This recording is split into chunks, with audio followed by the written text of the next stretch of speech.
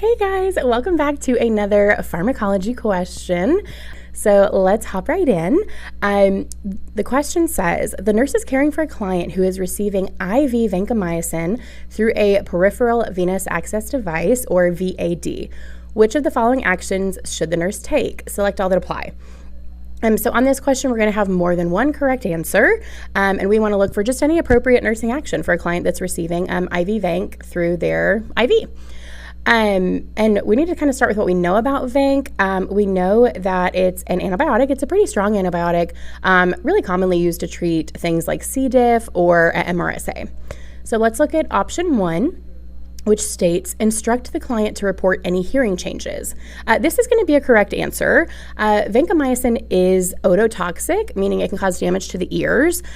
So we want these clients to report any changes in hearing. That can be a sign that they're experiencing ototoxicity.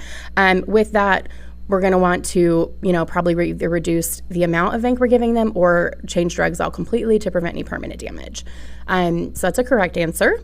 Option 2 says to monitor the VAD insertion site frequently for erythema and swelling.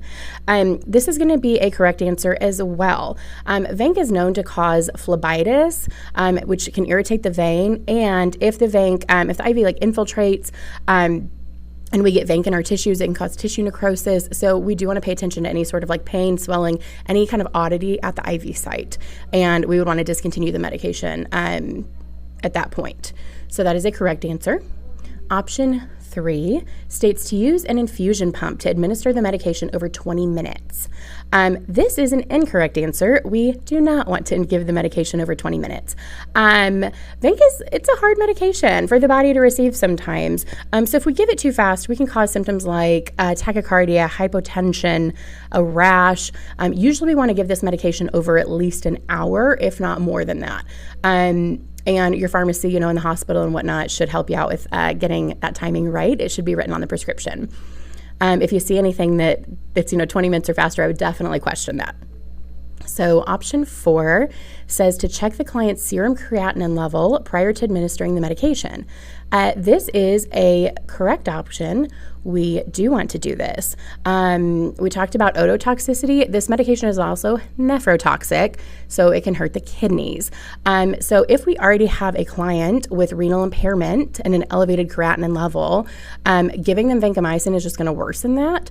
So for our clients with renal impairment, we're going to want to do a renal adjusted dose, which will be a lower dose, or we may be able to choose a different medication altogether, but it's definitely something we want to monitor, and we want to continuously monitor those creatinine levels for clients with vancomycin.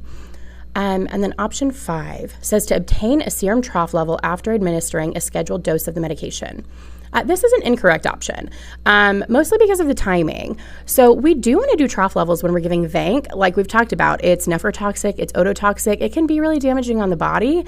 We want to make sure that these clients aren't getting too much. So after the first few doses, we should be drawing troughs before, 15 to 30 minutes before we give a dose of vancomycin. If our trough level is elevated, that means we have too much of the vancomycin still in our circulation. So giving more could cause ototoxic and nephrotoxic effects, which isn't going to help out our clients, right? So we definitely want to get that trough level before, not after. Hopefully that helped you guys, and we'll see you back tomorrow.